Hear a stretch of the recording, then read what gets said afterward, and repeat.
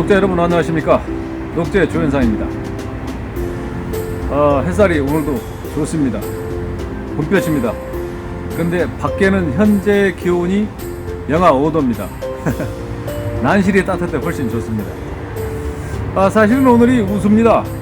우수하면 이제 다들 기본적으로 알고 계시는 한마디씩 하시죠. 대동강물이 풀린다. 그런데 저는 대동강을 가본 적이 없기 때문에 풀렸는지 안 풀렸는지 알 수가 없습니다. 북한 통신원도 없고 말이죠. 그래서 어쨌든 봄이 가까이 온 것은 확실한데, 지난번에 제가 동영상을 촬영을 할 때 하산길에 버들강아지가 개각이 돼서 봉실봉실 피어있는 모습을 보면서 신석정 시인님의 봄을 기다리는 마음, 이것에 대해서 제가 간단히 한 구절을 말씀을 드렸었는데요. 우수도 경칩도 먼 날씨에 이렇게 차가운 계절인데도 봄은 우리 고운 핏줄을 타고 오기에 호흡은 가빠도 이처럼 뜨거운가, 이 구절을 제가 말씀을 드렸었는데, 그때 괜히 아는 체 하다가 한 소절을 빼먹고 얘기해가지고 창피만 당했습니다. 여튼 제가 기억력이 예전 같지 않아서 다 외우진 못합니다만은, 어쨌든 그런 어떤 마음, 또 봄을 기다리는 어떤 간절함, 이런 것이 이제 마음속에 있다 보니까 그런 어떤 좋은 구절들이 또 기억이 나지 않았었나, 이런 생각이 듭니다. 지난번에 이제 살균과 세균에 대해서 말씀을 드렸고요. 어찌됐든 간에 난을 깨끗하게 잘 기르기 위해서는 병 없이 기르는 것도 중요하지만, 또 벌레들이 식사 대용으로 하면 안 되죠. 그래서 해충에 대해서 어떻게 살충을 할 것인가, 그거에 대해서 제가 말씀을 드리겠다고 지난번에 약속을 드렸었습니다.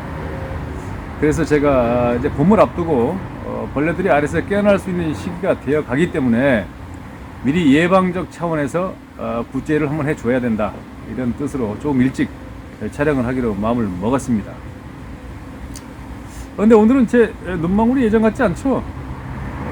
제가 고향이 영광입니다만은 굴비를 좋아해서 그런지 좀 피곤하고 잠 못 자고 그러면 매운탕 위에 누워있는 조기같이 눈동자가 좀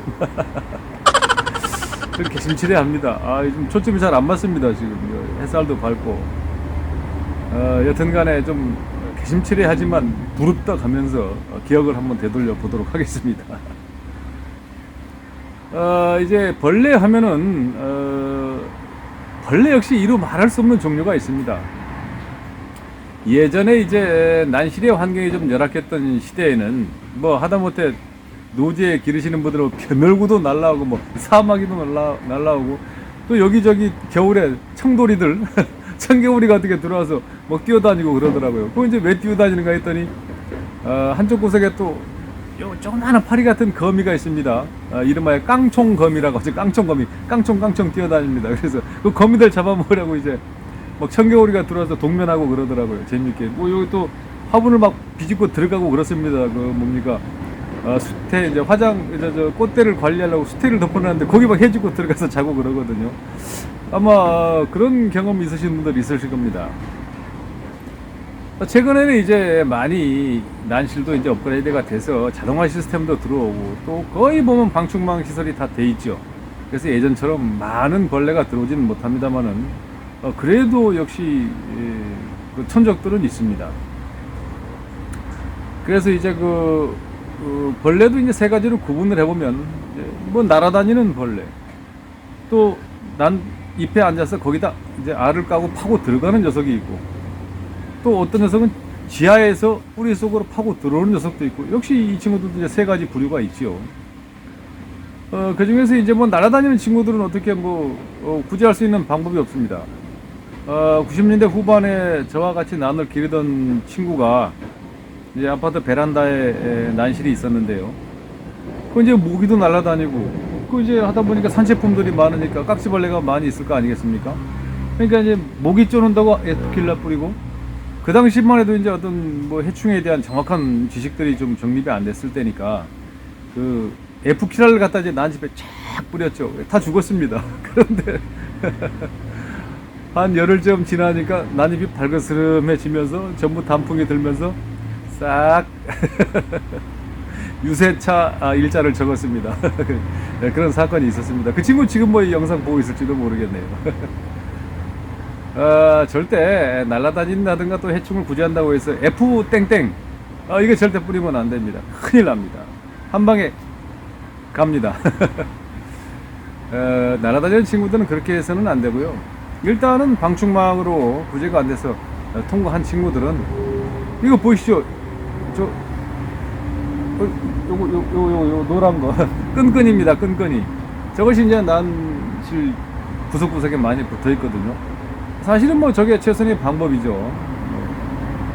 날아다니는 친구들은 어떻게 할 수가 없습니다. 그래서 이제 저 친구들이 1차적으로 저 끈끈이를 요거를 붙여서 잡히면 괜찮은데 안 잡히는 거는 뭐 이제 뭐 난 기부 쪽에 이제 알을 놓고 그렇거든요. 그러면 그게 이제 선충이 돼가지고 뿌리파리 선충이라고 하죠. 벌브 속을 파고 들어가는 경우가 있습니다. 그럼 그런 친구들은 이제 2차 구제를 해야 되는데요. 그런 친구들은 이제 약을 쳐야 되겠죠.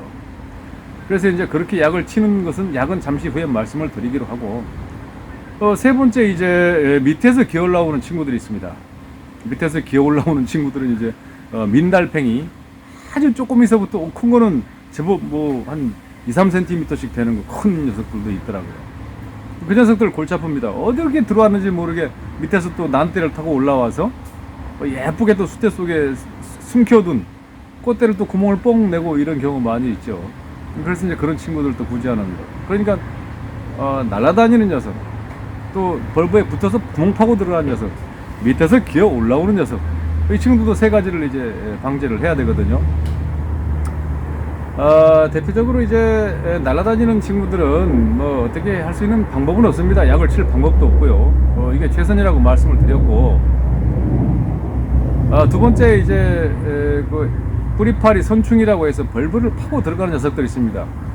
그 병증이 어떻게 되냐 하면 그 녀석들은 이제 그 파고 들어가면 벌브에 구멍이 생기면 역삼투압 현상으로 벌브에서 수액이 안쪽에서 밖으로 나와가지고 젤리 같은 그 끈적끈적한 덩어리가 벌브 주변에 형성이 되게 됩니다. 구멍 주변으로. 그거 보면 보이거든요. 그런데 이제 아주 유심히 보지 않으면 그 좀 보기가 어렵죠. 찾기가 어렵습니다. 일단 그렇게 해서 구멍이 난 벌브는 방법이 없습니다. 이것은 뭐 연부처럼 쫙 타고 들어가진 않지만 빨리 그 벌브를 분리를 해내야죠. 저도 예전에 이제 그런 경험이 있어서 벌브를 분리해서 이쪽은 따로 심고 분리한 벌브 구멍이 있는 벌브를 살충제 속에 침지를 해서 말려서 심어 봤는데 한동안은 삽니다. 한동안은 사는데 결국 죽더라고요. 아마 그 약이 독해서 그런지 아니면 그 벌브의 기능이 파괴돼서 그런지 그것은 제가 잘 모르겠습니다만은 어찌 됐든 간에 일단 구멍을 파고 들어가 버리면 그런 회상하기가 어렵다는 결론을 내렸습니다. 그 외에 이제 잎에 붙어 있는 벌레 중에서 개각충이라고 하죠. 깍지벌레, 둥을 납작한 녀석이 있고, 그 다음에 응애라고 해서 아주 눈에 보이지도 않는 먼지 알갱이만한 그런 친구들이 있습니다. 그런 흔적들, 그러니까 잎에 붙어 있거나 나타나는 깍지벌레와 응애는 제가 여기서 직접 이 상태에서 보여드릴 수는 없고 별도의 영상을 촬영해서 중간에 삽입시켜 놓도록 하겠습니다. 바로 나갈 겁니다. 제 난실에서 이제 1년 이상이 된 난초들은 거의가 다 구조가 된 상태여서 뭐 해충의 흔적을 찾기가 좀 어려웠는데요. 이 친구는 이제 가져온 지가 1년이 채 안 넘었기 때문에 보니까 깍지벌레도 있고 응애의 흔적이 있어서 제가 모델로 삼고서 하나를 골라왔습니다. 이제 여기를 보시면은 이제 제 검지손가락이 있는 부분에 검게 점 있는 부분이 보이시죠? 그러면서 요 부분은 약간 그 검은 좀 주변이 약간 번지듯이 무늬처럼 흔적이 좀 퍼져 있는 부분이 보이시죠? 이제 이 부분은 왜 그러냐면 응애가 연맥에다가 이제 침을 바꿔서 쪽 하고서 이제 수액을 빨아 먹으니까 검은 점이 바늘구멍처럼 생기면서 주변에 이제 엽록체가 반처럼 이렇게 희미해져 가지고 번져 있는 모습인데요. 이제 이것이 전형적인 응애의 흔적이 되겠습니다. 지금은 이제 제가 살충제를 계속 주기적으로 주었기 때문에 박멸이 됐을 거로 보입니다. 이 친구는 이제 뭐 산에서 가져온 잎이기 때문에 지금 이렇게 흔적이 남아 있는 것이고요. 이것이 응애의 흔적이 되겠습니다. 보이시죠? 까맣게 점 뻥 뚫려 있는 부분. 이렇게 햇빛에 투과되니까 더 잘 보이시죠? 그 다음에 이제 깍지벌레는 제가 모델을 엄청 찾아서 구제가 다 되어서 없습니다만은 지금 요 밑에 기부 쪽을 보시면은 이제 검게 이제 맞았습니다. 이것이 이제 왜 이러냐면 이 깍지벌레가 알을 품어 놓은 겁니다. 알을 이제 좀 까맣게 이렇게 뭉치가 덩어리가 지게끔 이렇게 이제 깍지벌레가 알을 까는데요. 이제 이 친구들이 이제 뜨뜻해지면은 엄청나게 많은 숫자의 깍지벌레가 나오겠죠. 제가 한 친구 붙어 있는 친구를 찾았었는데 여기 붙어 있네요. 보이시죠? 이 친구가 이제 깍지벌레가 되겠습니다. 이제 이 친구가 알을 이제 뭐 뒤로 막 이렇게 뿌리듯이 분사를 하는 것 같더라고요. 그래가지고 이 기부 쪽에 까맣게 이제 막 덩어리가 지는 부분들, 이런 부분들이 이제 알뭉치가 되겠습니다. 여기 있네요. 여기. 보이시죠? 제 손가락이 있는데 이런 게 이제 이제 떨어져 버렸네요. 이렇게 이제 분사를 하더라고요. 좀 꽤 멀리 이렇게 분사를 하는 것 같더라고요. 근데 제가 살충제를 계속 주기적으로 주었기 때문에 이 친구도 이제 제가 볼 때는 죽었을 거로 예상이 되는데요. 살짝 한번 건드려 볼까요? 그렇죠? 뚝 떨어져 버리죠? 죽었습니다. 흔적만 남아 있네요. 그 대신에 이제 죽고 나면 이렇게 난 잎이 빵꾸가 뽕 나듯이 이렇게, 이래서 이제 여기도 뭐 그런 흔적입니다만은 여기도 그렇죠. 이 친구들이 이렇게 달라붙어 있다가 수액을 빨아먹고 떨어지면 이렇게 흔적이 남기 때문에 여배품 같은 경우는 굉장히 치명적인 그런 타격을 입을 수가 있습니다. 그래서 구제하는 것은 지속적으로 이렇게 살충제를 뿌려주는 것이 좋다, 이렇게 생각이 들고요. 이제 이렇게 깍지벌레가 다량의 알을 이렇게 많이 해 놓은 곳은, 이런 곳에 이제 살충제를 계속해서 이 부분에 집중적으로 한 일주일 간격으로 서너 번, 두세 번 이 정도만 해주면 다 죽더라고요. 이 지금 이 알 뭉치인데요, 제가 볼 때는 다 죽었을 걸로 예상이 됩니다. 하여튼 이렇게 해서 이 난에 해를 주는 해충들 구제하시면 되겠고요. 이어서 다른 동영상 보시면 될 것 같습니다. 잘 보셨죠? 응애와 깍지벌레 흔적도 그렇게 남고, 그 친구들은 이제 구제하는 약은 이따 잠시 후에 또 말씀을 드리기로 하고요. 그 다음에 이제 밑에서 기어 올라오는 친구들 중에 민달팽이, 그 달팽이류는 이 살충제로는 죽지를 않습니다. 죽지를 않고, 또 번식력도 제가 볼 때 의외로 잘 많더라고요. 개체수가 여름에 한 장마철쯤 되면 막 올라옵니다.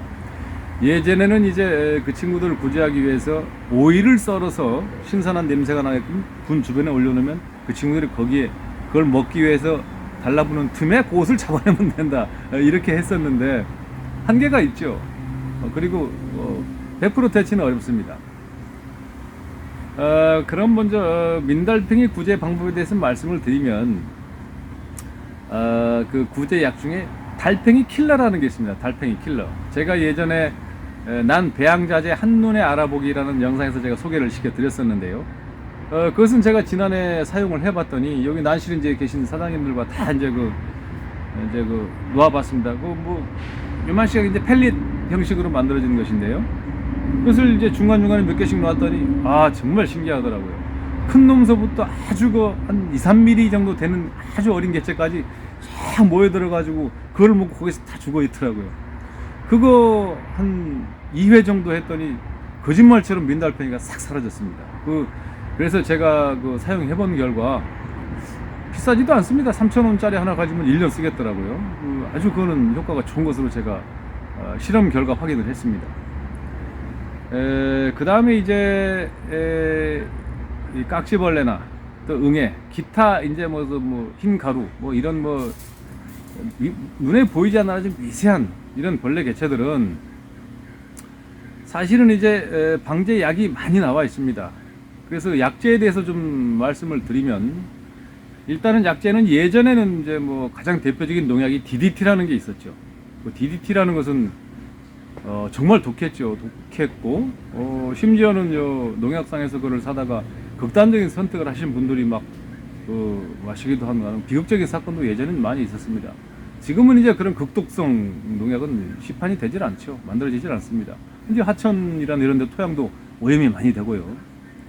그리고 한 몇 해 전까지도 에라님들이 많이 사용했던 것이 있었습니다. 스프라사이드. 그 스프라사이드도 굉장히 그 살충 효과가 높습니다.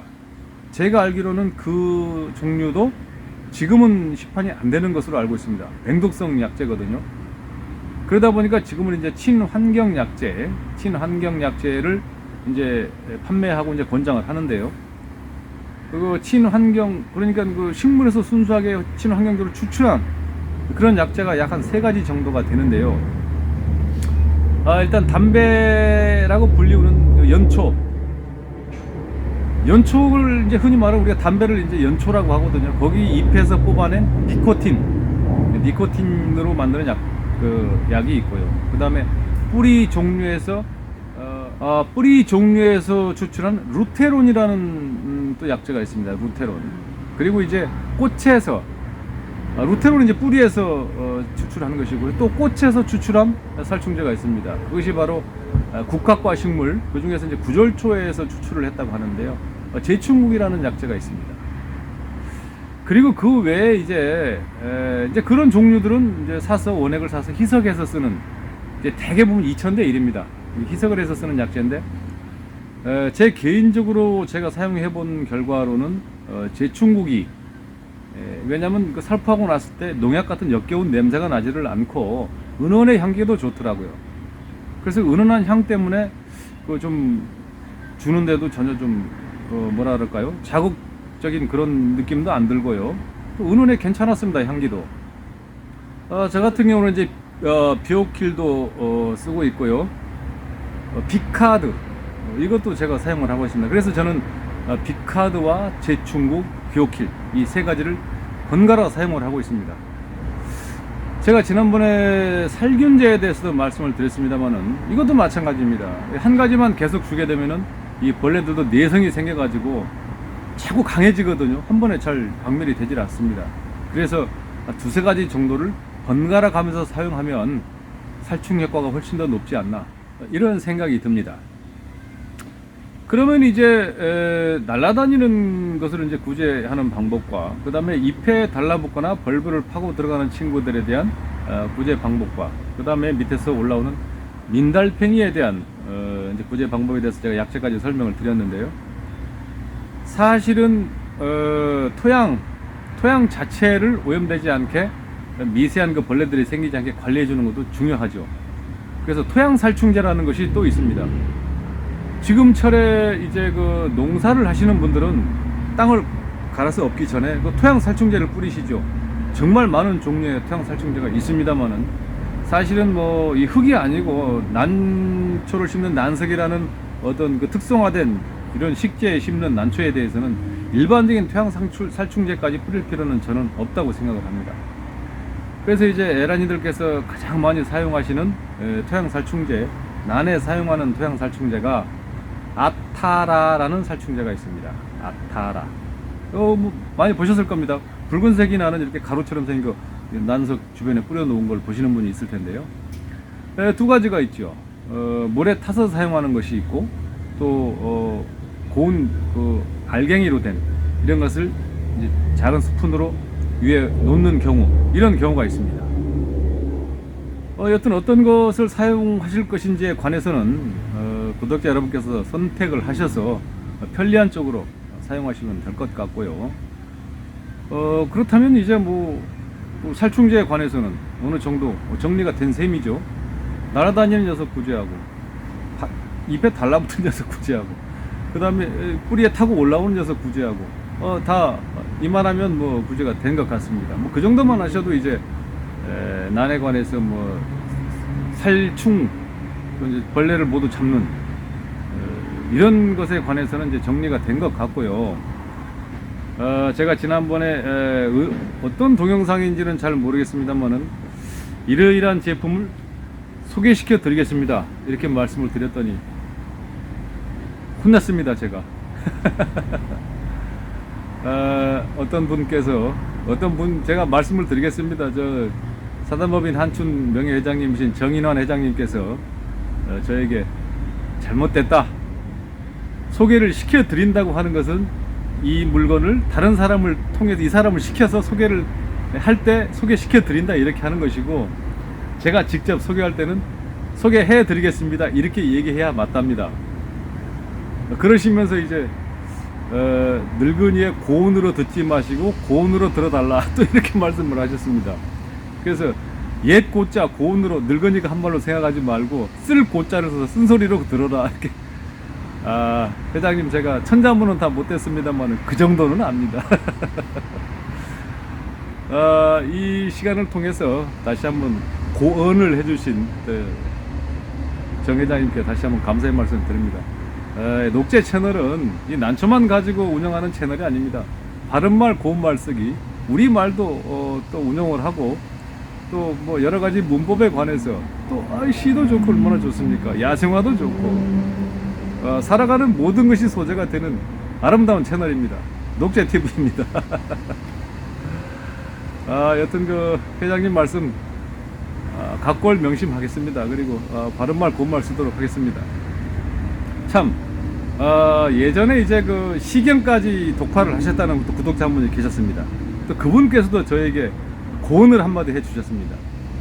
왜 난 용어가 전부 한자 용어고 왜 한자를 많이 쓰느냐, 세종대왕님께서 만드신 우리 정말 아름다운 한글이 있는데 굳이 왜 한자를 쓰고 왜 한글을 배척하느냐. 배척한 건 아니고 이제 한자를 많이 쓴다고 말씀을 하셨는데요. 맞습니다. 세계에서 유일하게 단일 문자를 쓰고 단일 문화를 가지고 있고 단일 역사를 가진 유일무이한 단일 민족 국가 대한민국입니다. 훌륭한 민족입니다. 다시 한번 이 기회를 들어서 시경을 독파하신 구독자분께도 감사의 말씀 드리면서 앞으로 저도 우리 한글을 적극적으로 사용하도록 노력을 하겠습니다. 각골 명심하겠다는 말씀은 제가 취소하고요. 그 말씀 뼈에 새기도록 하겠습니다. 여담이었습니다. 여튼간에 구독자 여러분들의 어떤 그 좋은 또 질책 제가 다 받아들여서 뼈에 새기고 있습니다. 날로 발전하는 녹제TV입니다. 더불어서 지금 5개월도 안 됐습니다만 구독자분들이 벌써 3,000분 하고도 또 한참 막 달리고 있습니다. 너무 감사드리고요. 정말 감사했던 것이 어제 제가 댓글을 봤습니다. 댓글을 봤더니 여기저기 난초에 관한 채널을 다 돌아다녀 봤더니 녹제TV가 제일 마음에 들어서 다른 채널 다 구독 취소하시고 녹제TV만 구독하신다고 감사합니다. 그러나 어떤 뭐 유튜버들도 마찬가지입니다. 저도 다른 채널들도 열심히 가서 댓글들 달고 많이 보고 합니다. 뭐 저보다 잘하시는 분도 있고 또 저보다 조금 더 잘 모르시는 분도 계십니다만은 어떻게 또 난초라는 하나의 매개체를 가지고 같이 더불어 가는 어떤 뭐 동반자적 관계에 있기 때문에 저도 같이 응원 드리고 또 응원 받고 그렇습니다. 사람 사는 게 그런 거 아니겠습니까? 하여튼 다시 한번 저한테 뼈에 새기는 말씀을 해주신 분들께 감사를 드리고 앞으로도 더욱더 스스로 부족함이 없도록 연구 노력해서 가능하면 어려운 문제들이 있다 하면 쉽게 풀어서 또 여러분께 전달해 드리는 전달자의 역할도 하겠습니다. 봄 햇살이 좋습니다. 오늘 웃습니다. 오늘 제가 어제 당직 근무를 하고 나서 한강다리를 건너면서 봤더니 그렇게 눈이 어떤 얼음이 다 녹고 물이 찰랑찰랑 흐르고 있습니다. 대동강물은 녹았는지 제가 못 봤습니다만 한강물은 녹았습니다. 아울러서 나나들도 이제 막 기지개를 켜고 꽃송이들이 벌어지기 시작하고 있습니다. 제가 좀 기획하고 있는 또 여러분들이 판독하기 어려운 그런 색화들에 대해서도 자세하게 판독을 해서 정보를 드리려고 지금 또 계획 중에 있습니다. 제 영상을 가능하면 건너뛰기 하지 마시고 끝까지 봐주시면 좋은 내용이 나갈 걸로 예상이 됩니다. 다시 한번 감사드립니다. 좋은 하루 되시기 바랍니다.